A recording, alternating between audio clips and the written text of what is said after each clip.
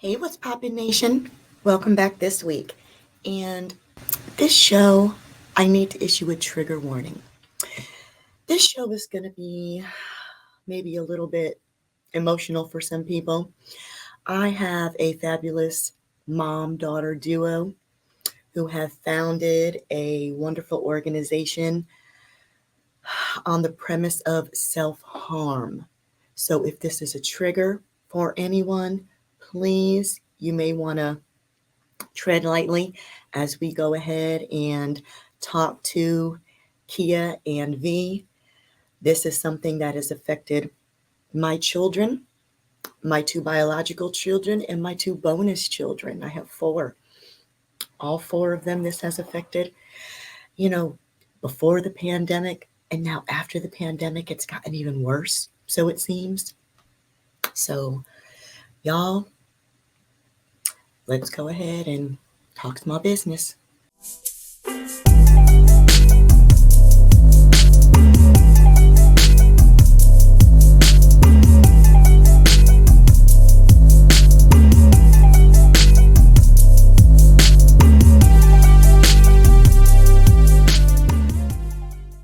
Well, I said to him, I was like, I talked to him about coping skills. Like, you're there because you need to learn some coping skills, And he's like, well, I have coping skills. And I'm like, well, what are they? And he's like, well, my music.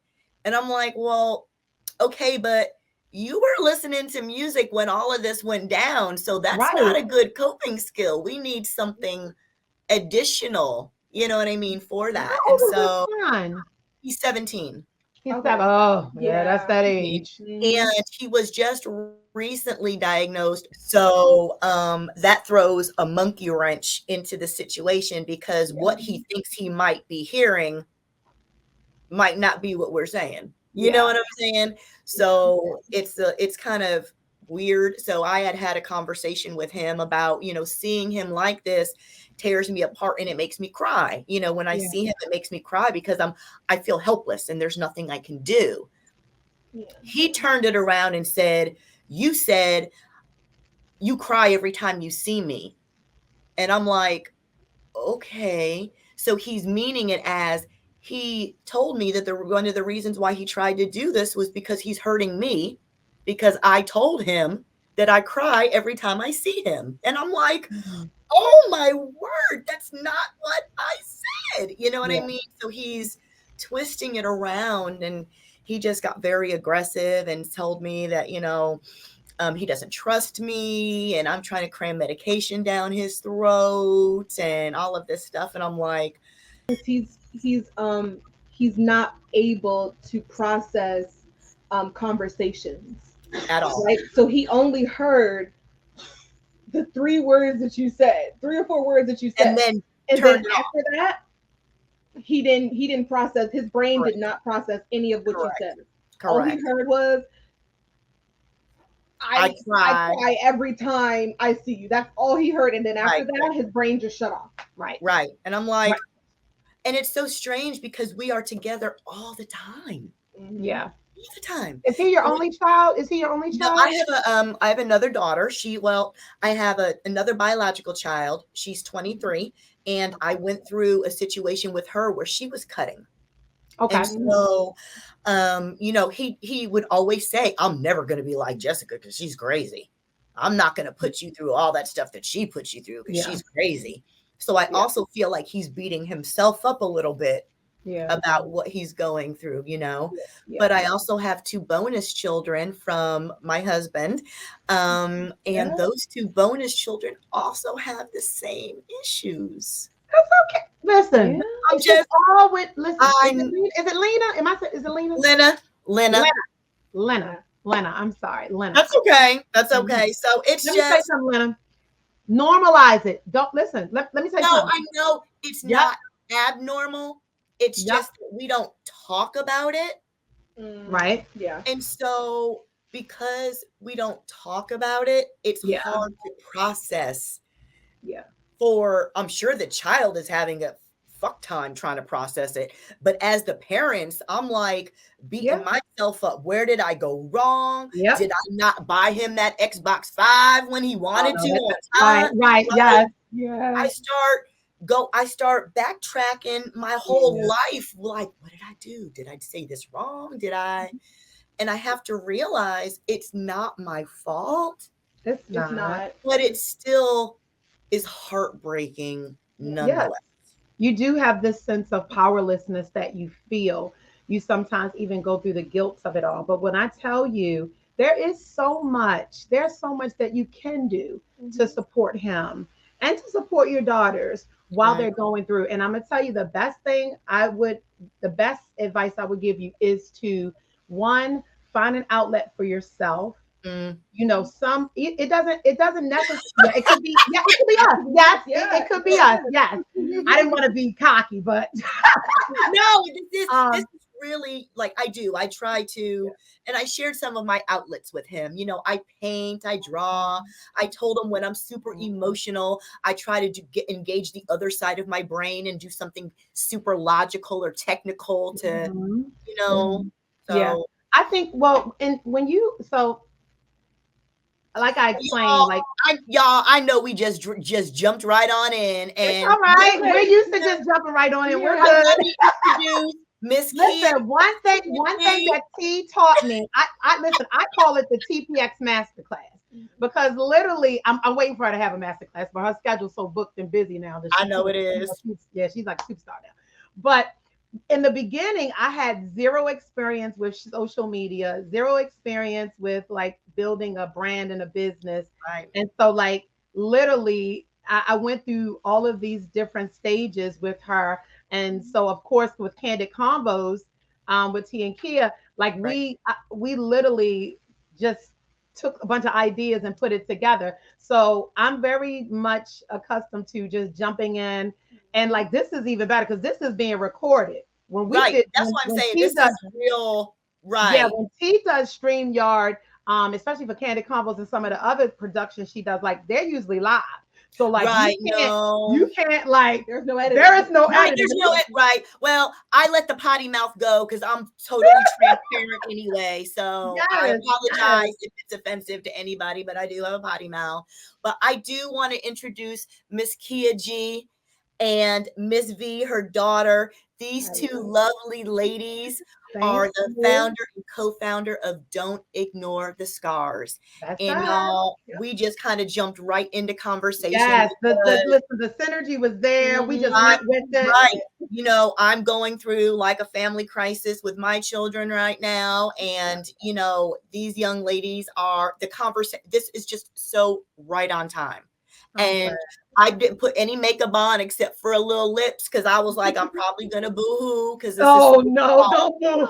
You know, because this is so raw. But I apologize if I'm using y'all as therapy. There's no need to apologize. Listen, wherever the universe has placed us is where we're supposed to be. So again, I would like to introduce these two lovely ladies of Don't Ignore the Scars, and Kiya and Vee. Tell us a little bit about what your organization is and kind of how it came to be. I kind of have an inkling. Yes. I'm going to go ahead and let you go ahead and take the floor for me. Yes. So the name of our organization is Don't Ignore the Scars, LLC. That's our baby. And one of the reasons why we named it that was that while V was going through her different treatment modalities for her diagnosis, that she kept kind of talking about like my teachers just ignored me, like because I would come in and I'd be like, what's going on? Why do you have all these bracelets up your arms? And why? And it's 90 why are you wearing a turtleneck in the summer? Right, exactly. And it's 90 degrees, right? Cardigan. And so I'd be like, I would ask her, I'm like, so did your teacher say you? This is high school. Did your teacher? And she's like, no, they just ignore me. And I was like, huh? What? I remember I said it was only one teacher that actually was like concerned and showed like actual concern for my well-being. Yeah. And she like pulled me aside at the end of class and is like, hey, like I saw your scars and then I heard your friends asking you about them.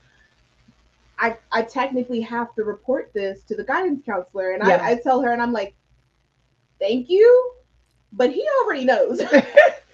Right. He already knows my case. Yeah. He has my file.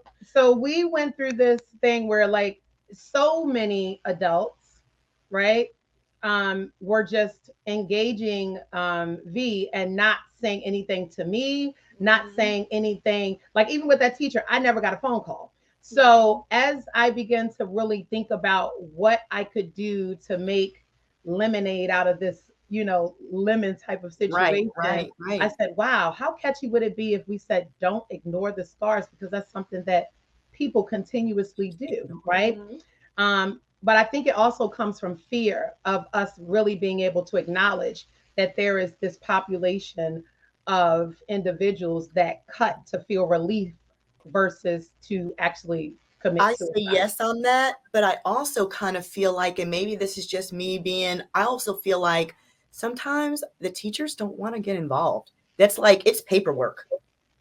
And that avoidance is, well, that's twofold, because that avoidance is something that's very natural when you're in a situation where you don't feel comfortable. But the second part is you're mandated to do it. So like now you're in that situation where like now it's difficult. Right. Right. Exactly. Right. Now it's a problem. So so that's where the name came from. From the reason why. And then most of us, like, to add to the reasoning, I also feel like most of us that do cut or just suffer with different mental health illnesses, we tend to suffer in silence.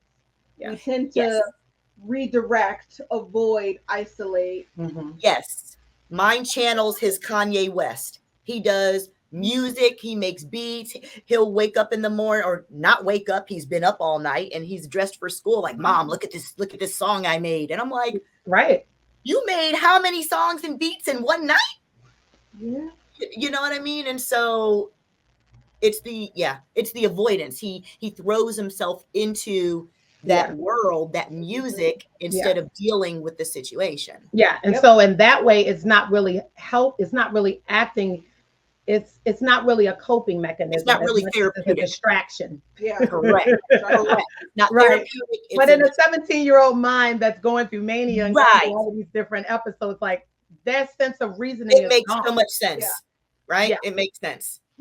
So that's where the name came from. Now, the actual reason why I thought it would be a good idea to start anything that will be able to address this population is because as I was going epidemic, we can even call it that. Yeah, we absolutely could. So while I was going through my my situation with V, I couldn't really find a lot of resources that didn't just lump them in with individuals who are struggling with anxiety and depression. So like with this particular population, you can't necessarily do this buffet style of just get it all in one fell swoop.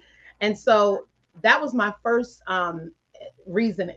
The other reason was just my situation of her actually cutting for so many years and me absolutely just not knowing. So she had been cutting. Do you find it an age range that this typically happens during? Go ahead. It can start as early as 9. Yes. So it can start as early as 9. And actually, statistically speaking, the higher numbers are with kids who are in their like junior to senior year in high school and college. What? Yes. Yeah.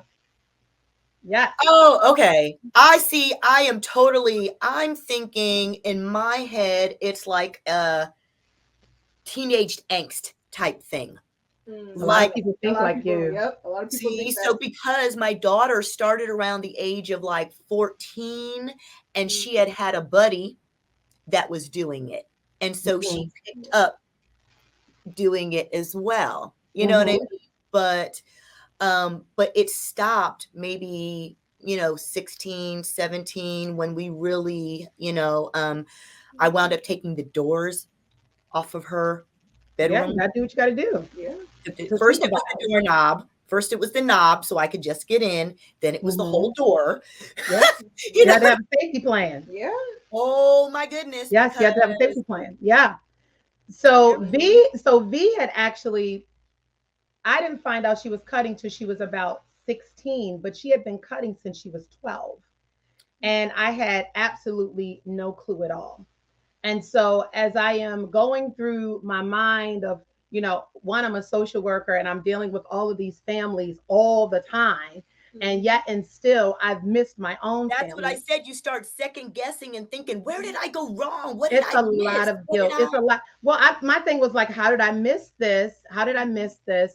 And so it was quite a bit, because a lot of times, as much as I or any parent wants to go and say, hey, this to, you know, talk to my sister, talk to my pastor, talk to all these people, you then get into this situation where your youth doesn't want to disclose because they feel like you're going to like out them, or you feel like, you know, you're going to say something to other people. So it's weird, because you need to speak to other people in your family or in your church or whatever your support system is. But on the same note, you don't want your kid to not feel comfortable enough to disclose their issues with you without feeling like, you know, they're embarrassed. Yeah. Exposed. That's the word. Vulnerable, exposed. But okay, so V, let me ask you, when you finally your mom did find out, was it a relief for you, or were you more scared about that? Good question. I don't think it was a relief or like a scared fear type of thing.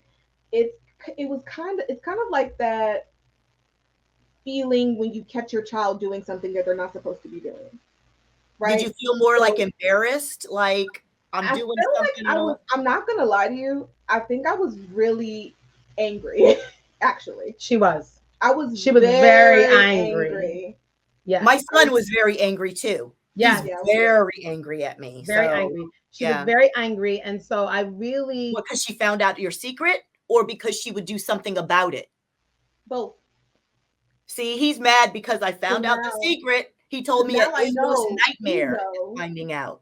And so now it's like, I know you're watching me. I know you're looking for the new scars. That's the...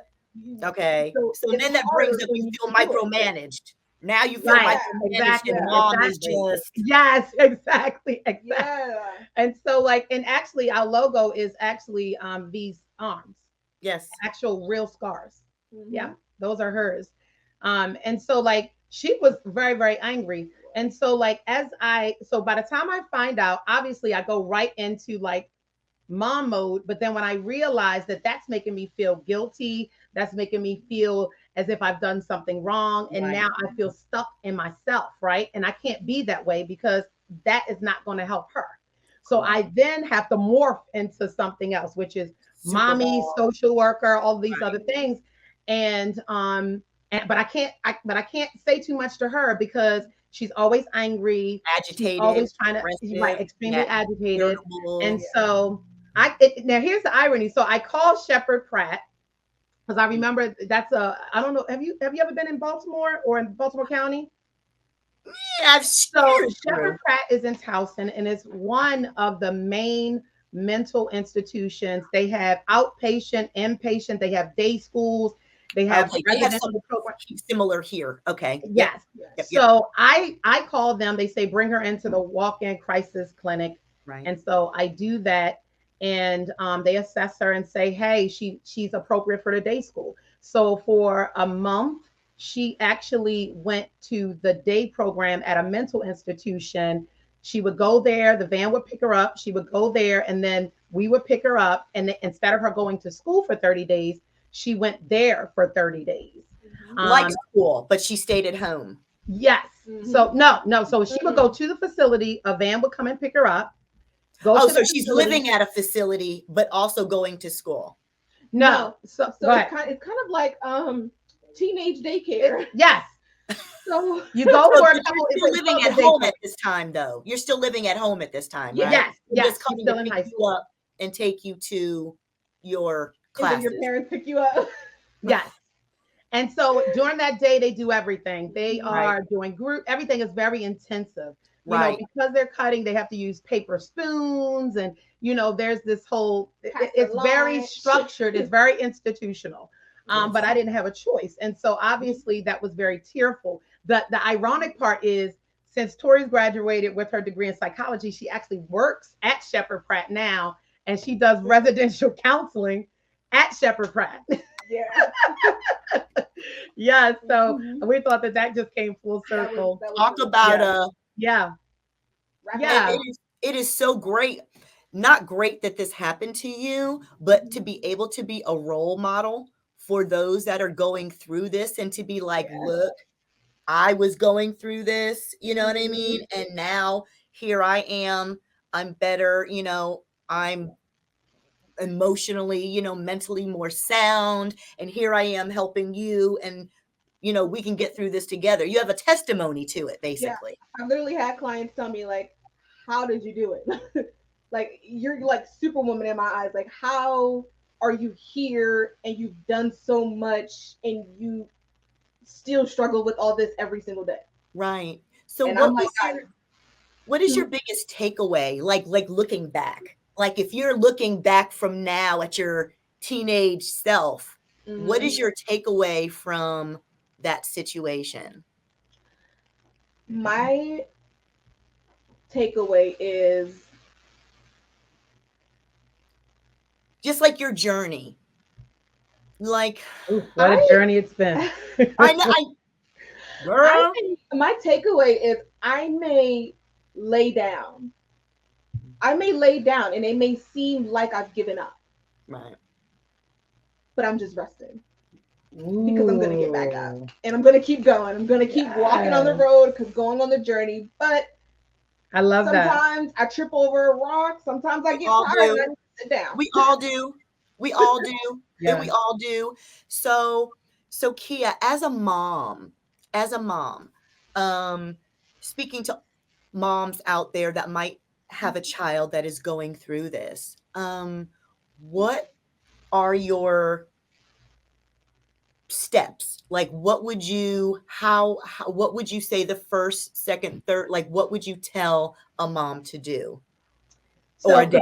Look, shameless plug. The first thing I would tell them is that you need to go and grab our book. Right. Book. Victimless Soldiers. Okay. Right. It's available on our website, and it's also available on Amazon. Our website is www.don'tignorellc.com. And you can obviously go to Amazon and you can get it off of there as well. We have a lot of tips in there, a lot of resources.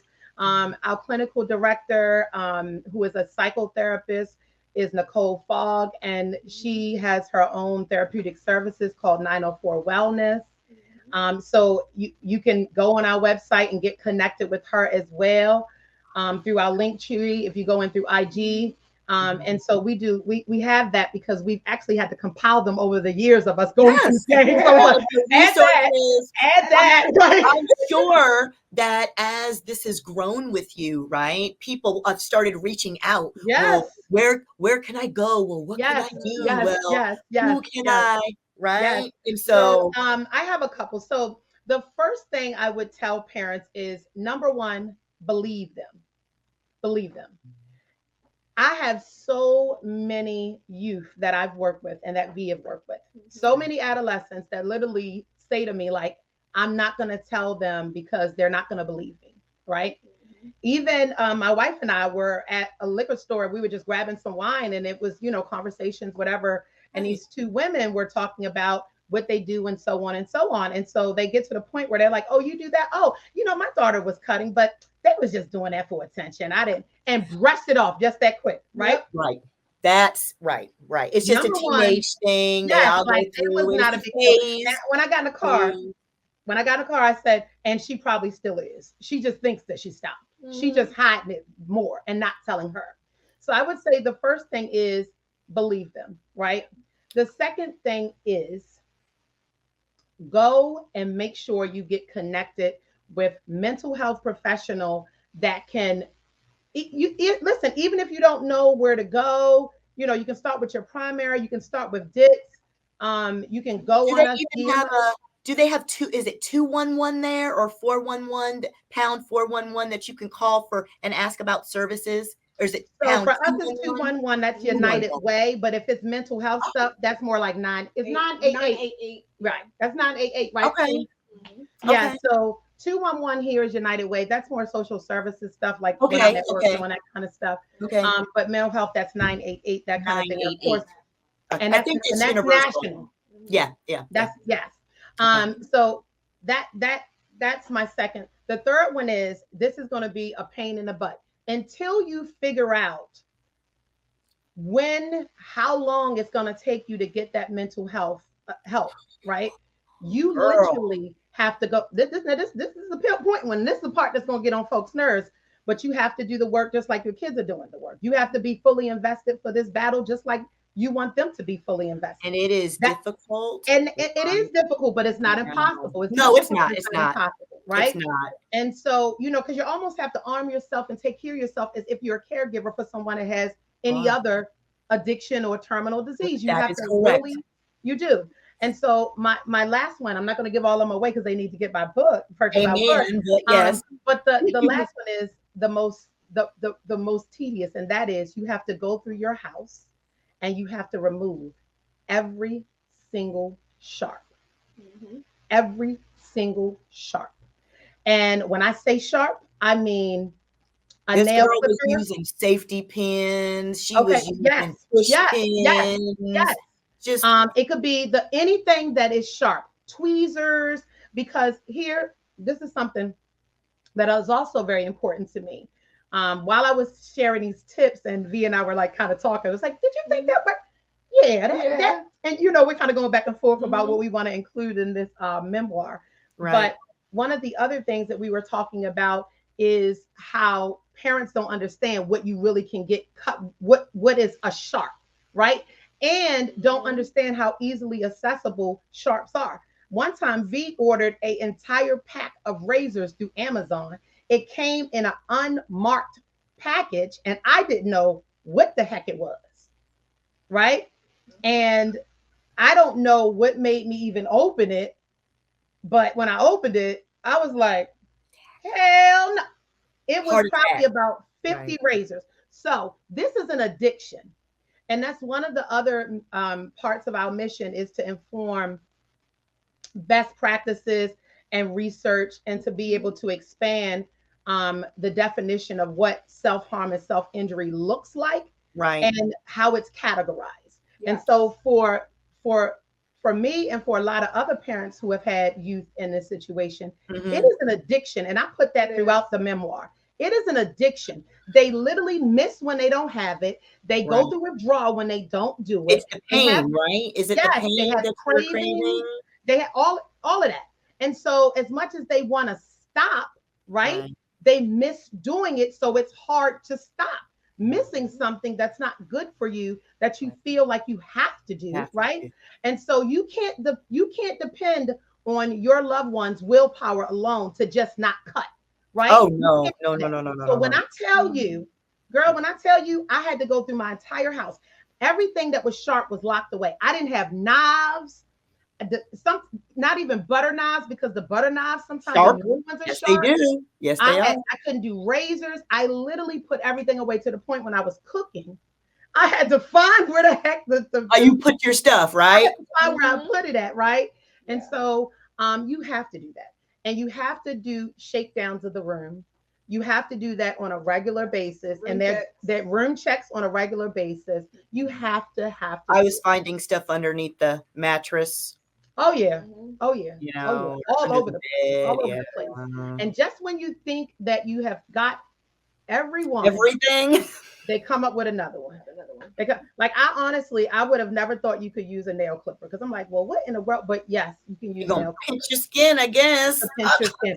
And well, wait a minute. And the last point I want to say, when I'm saying addiction, just like individuals who are struggling with substance use disorder have a drug of choice, they have a sharp of choice. Yes, I have heard that.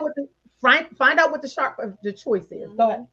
And I was also gonna say, like when you're doing the room shakedowns and stuff like that, when I say check everywhere. Okay, so yes, this is what I want to talk to you about. Yeah. So since you're a clinician now and you are helping children do this, but I'm and adults too. And adult, and you're flashing back to the stuff that you used to do, and the places you used to hide stuff, and the places you used to cut, and the tales you used to tell to try to get away and shuck and jive away from your mama. Right? So in retrospect now, and with what you're seeing, what are some things that I want you to talk to, because you're the child that had the problem. I want you to talk to the kids that might have that issue. Yeah.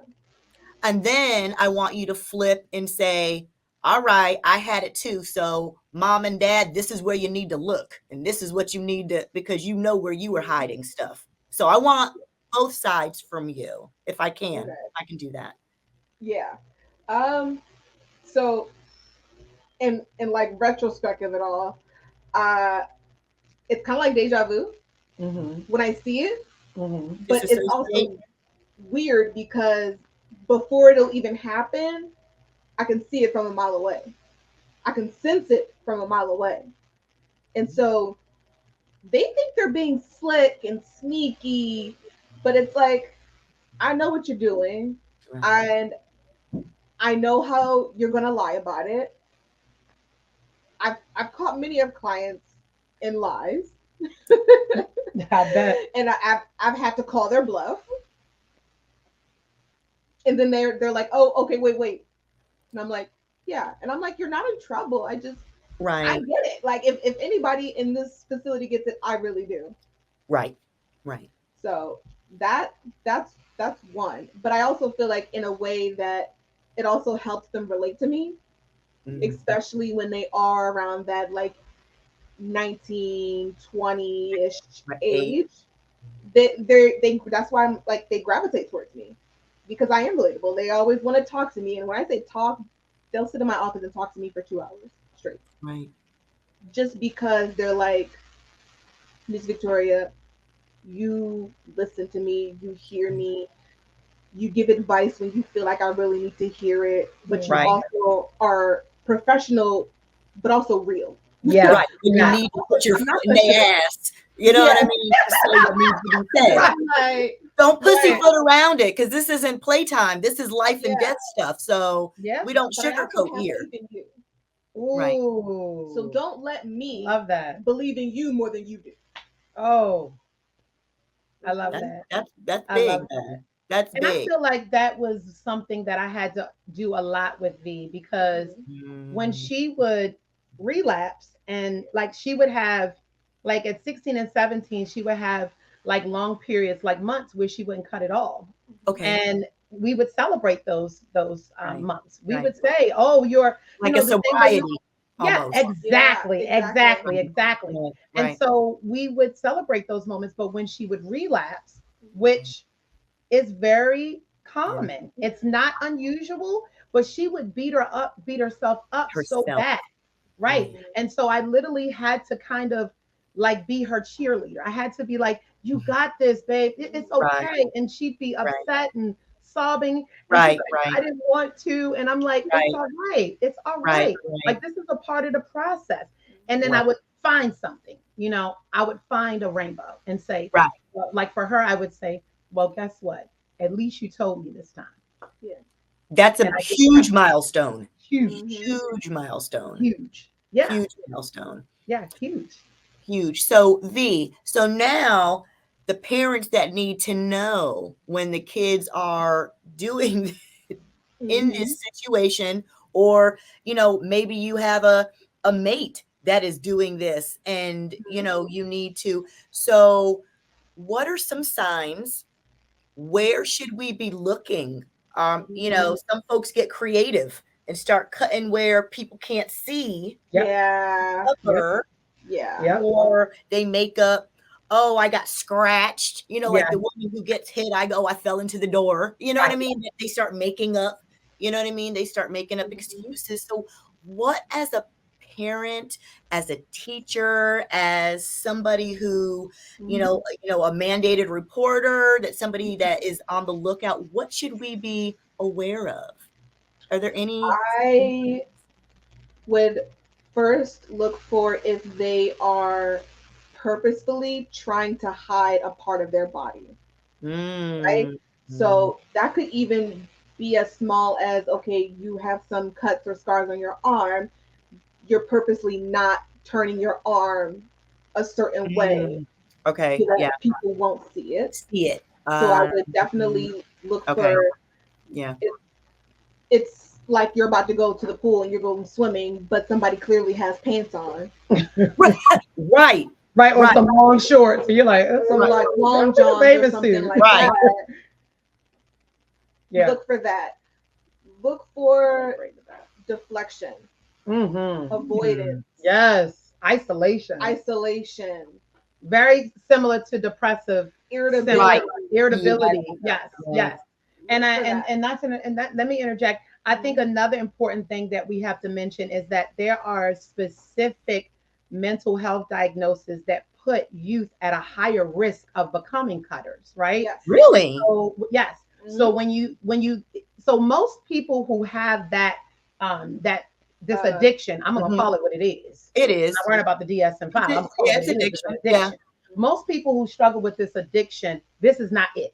They usually have borderline personality disorder, bipolar disorder, depressive disorder, and they have like all these unspecified trauma, unspecified trauma, eating disorders. So all of those that I've mentioned put youth and young adult at a higher risk of becoming cutters.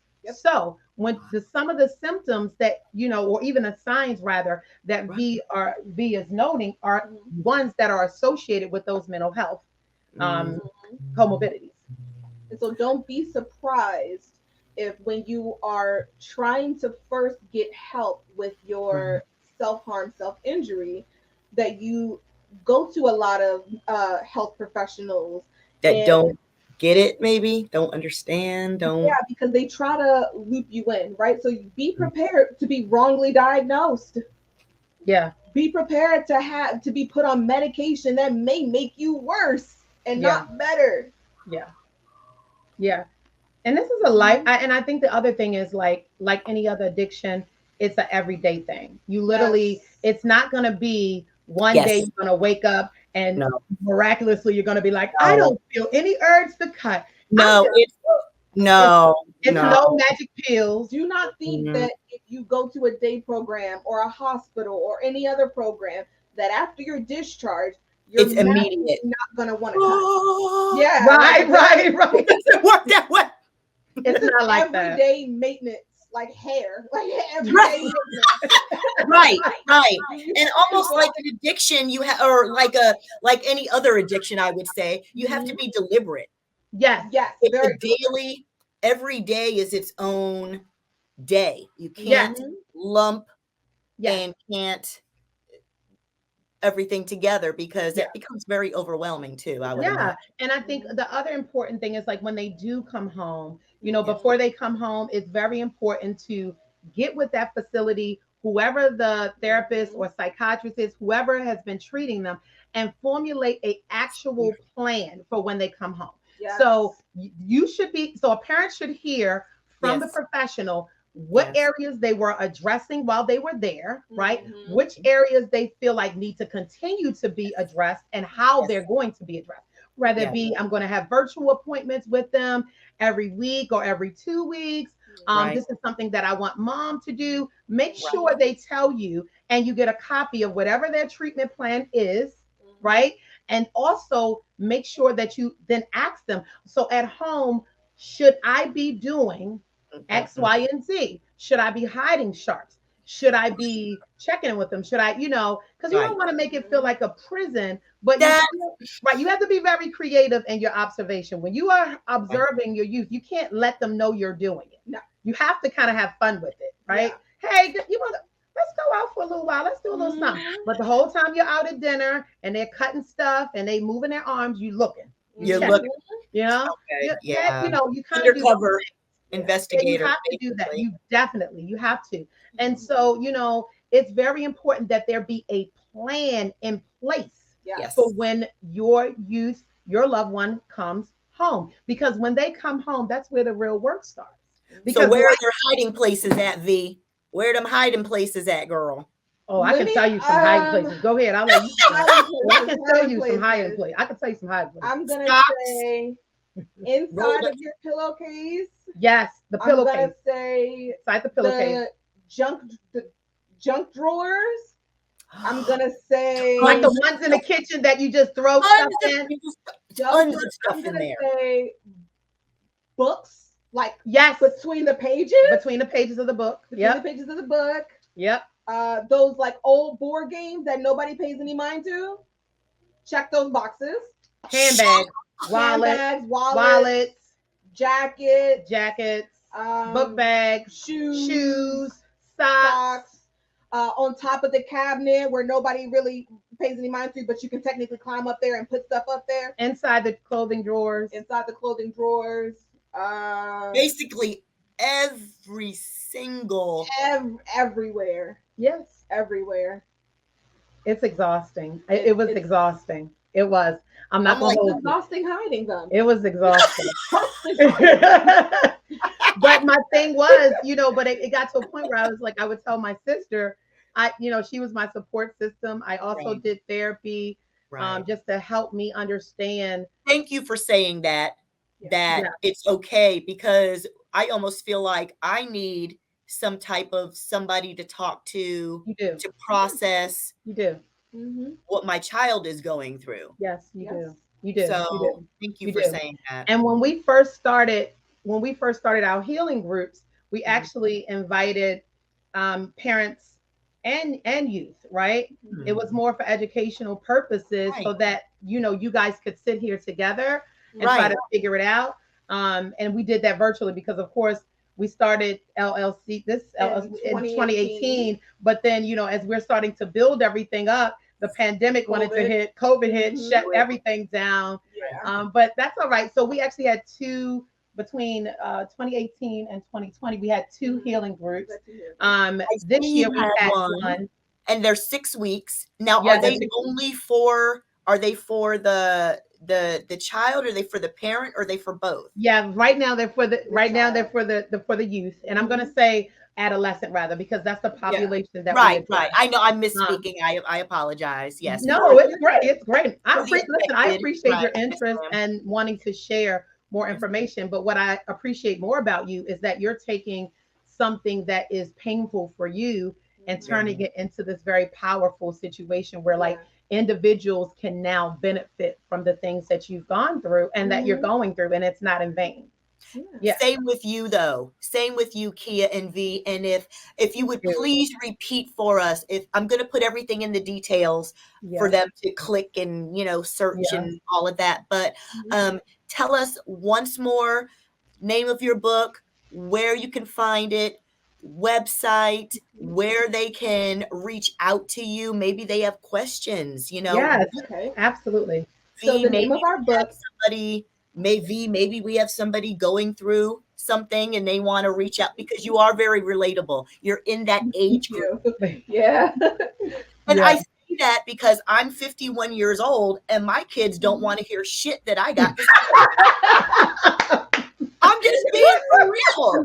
They don't want to. It's like they hear one thing and it's like they don't want to hear squat, but somebody their own age is different. They take heed to people their own age. And so if they do want to reach out, you know what I mean? So how can we get in touch with you if we need you, ladies?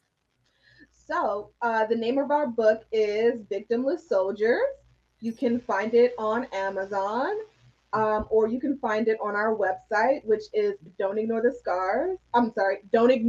LLC.com. I'm sorry. Don't Ignore LLC. Don't Ignore LLC. Yes. Yeah. And then we are also on Instagram at DITS_KV. So DITS_KV. Right. And so that's our Instagram. Please feel free to message us, comment, like, share, follow. Yes, definitely.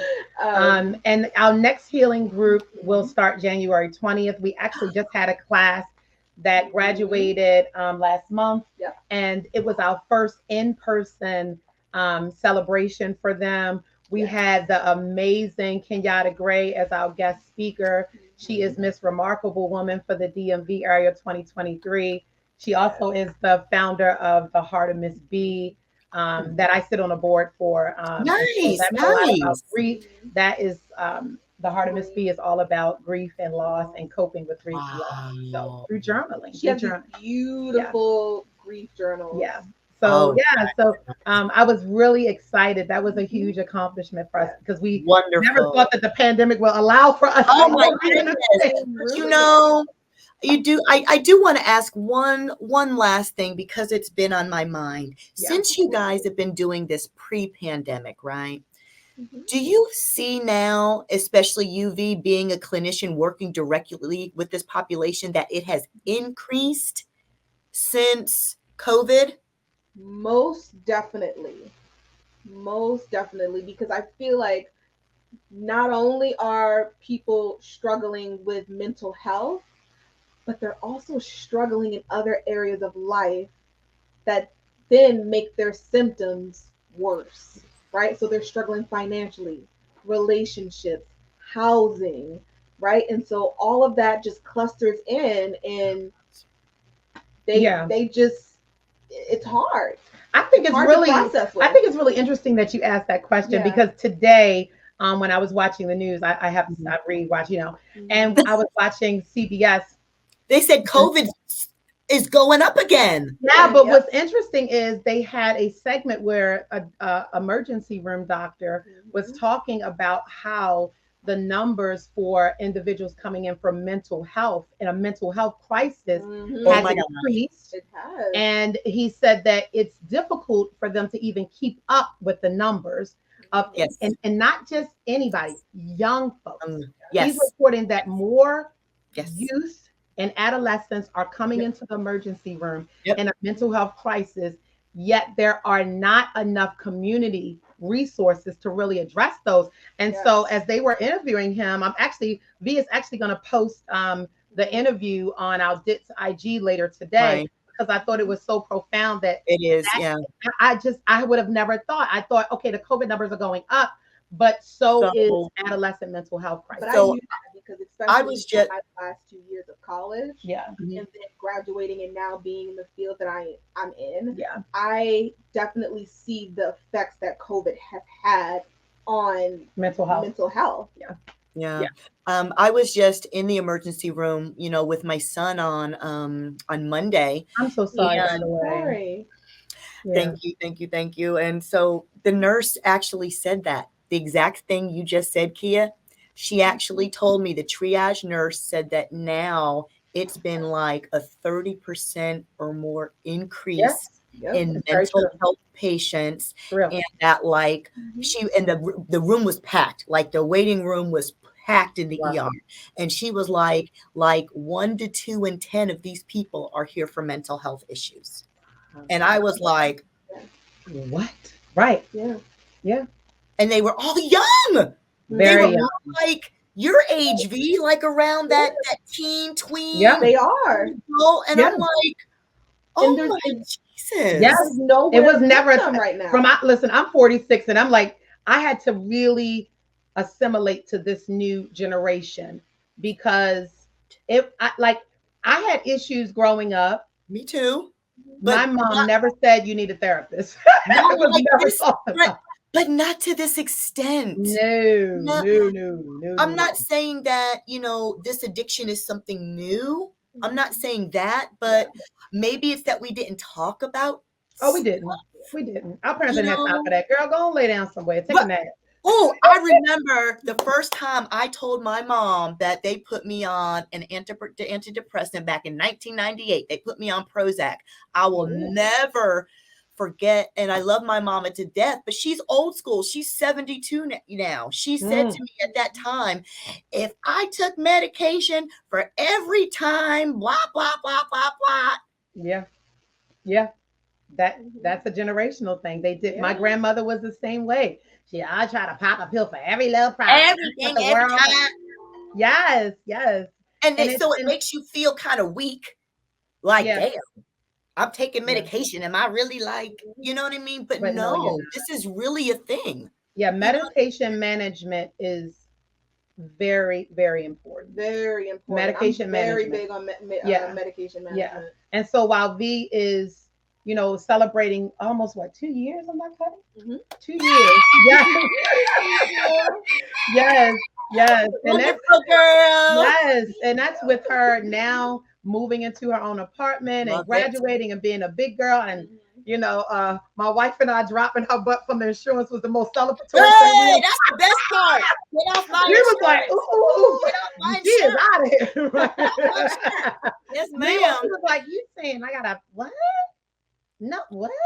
You know, and that's the thing. It's like, you know, even though you have a young person that is struggling with these different mental health challenges and addictions, it's still regular age appropriate things that you have to celebrate. There's still milestones. Don't make your entire life about making them better. Right. Don't obsess. The obsessing will freak them out, make them think that it's just one part of the personality, is not the whole. Yes. And you got to accept them for all of the things that they are and all the things that they will become, right? And so you have to be the constant. They need a constant. They need a best friend. They need a person that they can talk to in the middle of the night when they feel urges. And a lot of times that has to be us. So don't get stuck on this whole notion that like, I can't be my kid's best friend.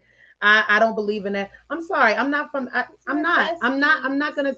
I'm sorry. I think the worst thing you can do is overly parentalify your kids and your situation, or be too authoritative. Don't hover. Don't hover. You know, I give my children enough space, you know what I mean, to breathe, to be creative, to do their own thing. Those are all good things. On the same token, you are the child. I am the parent, and just because you know we are in this situation, one thing I do want to and the last thing, I know I've been running my mouth because this is very therapeutic for me as well. But one thing I do want to talk about is just briefly is I don't want to feel like I have to overindulge him and give into everything just because he's going through what he's going through. You know, like that parent, like that absent parent that gives all the toys or gives the expensive stuff. I still want to be able to parent him like I should, but not have him feel like I'm coming down on him too as well. Does that or taking advantage of the fact, well, if I act up, I'll get And you know what? I think that the biggest part is, first of all, let me just acknowledge the fact that you got your son to a safe place and a place where he can get treatment, that you sat there for probably hours, right? Exhausted all day. Yes. 3:30 in the morning, I got home. Yes. And it's exhausting because you physically are tired. You're emotionally tired. You're walking out of a place, leaving your kid, and you are in the car crying like my heart, like somebody ripped it out. Wrenched, right. Yes. Right. And so let me just say this. I applaud you for believing him. I applaud you for getting him to a safe space where he can get medication management, where he can get referrals for therapy, where he can have that level of intensity. There's so many parents that stumble on their kid who have accidentally cut too deep, and now they're gone, or they run away, or whatever it is. And so, you know, I always tell parents, you can't afford to think that they're bluffing. Like, you can't, this is too risky. It's too risky, you know. But in saying that, I think it's important that we also normalize a lot of what your youth is going through, because there's so many that are struggling with it. And so, no, you do mom the hell out of him, like you've been momming him. You treat him just like you were treating him before you took him to that hospital, because everything is not going to be about your diagnosis. Okay. That's all right. We're not going to do that. Right. Yes. We're not gonna do that. And part of you being able to be confident in saying that is that, one, you're up to date on the treatment plan. You have the schedule for the virtual therapy sessions or the in-person therapy sessions. You have a list of the meds. You know, every 3 months or every month they're going to do the med reviews. You know you are sound. You know you've done your checks. And so, all right, I had to do that. Back into mom role. So you're literally kind of going, you're jumping in and out of roles. Yeah, like split a little bit. But no, some people like, girl, how you do it? I wear many hats. You know, and I talk about that in the book. I talk about, you know, depending on where Vee was, that determined what mama she got. Did she get nurse mama? Did she get warden mama? Because listen, there's sometimes when you listen, their moods shift, right? Think addiction. Think you are taking something that they absolutely, their body and their brain has become dependent on, and they are irritated, angry, all of that, right? So depending on what type of symptoms she's displaying, that determines what kind of mama she get. So is she gonna get warden mama? Yeah, well, one time she got warden mama because she wanted to buck back and tell me she was gonna set herself on fire. And I was very nicely gonna say, and no, you're not. 911. No, if I got the tie you up in here. Hold on, crisis. Right. Tell my wife, she's talking about she gonna set herself on fire and blow a car, right? Right. Yeah. And wait a minute. And what T said, and she said she was going out of town. Well, I want to feel confident in that. Thank you. Yes. You know what I mean? Because I don't want to feel like I have to be the wimp and give in. No, reach out. Listen, reach out to me. I'll send you my number. Reach out to me if ever you need somebody to say, hey, you're doing the right thing. Keep my number handy. Keep my number handy. And the thing is, it's like, it's the highs and lows of it, right? But no, you don't. So no, to answer, no, you don't. And you don't overcompensate. You don't have to overcompensate because once they know when you're doing it. Don't let them guilt trip you. None of that. No. Don't let them normalize it. Okay, so listen, you know, you just getting home and everything. I'm gonna let you get yourself situated because it's gonna take you a couple days. I say as long as they've been hospitalized is as long as it's going to take for them to become reacclimate. And reactivate, right? Wow. If they were in for 30 days, it's probably going to take you about 30 days to get off. So probably not back to school then. The best thing you could do either as a parent or as the person going through everything, get yourself a schedule and a routine, right? I hate to say it, people who struggle with mental health, ADHD, whatever, structure. We need a schedule. We need structure. We don't realize we need it, but we really do. That's important part. Okay. Because all that extra idle time gets your brain start twirling about things that's not even appropriate, real, or else. Yeah. And I think it's really important to also note that is clinically a best practice.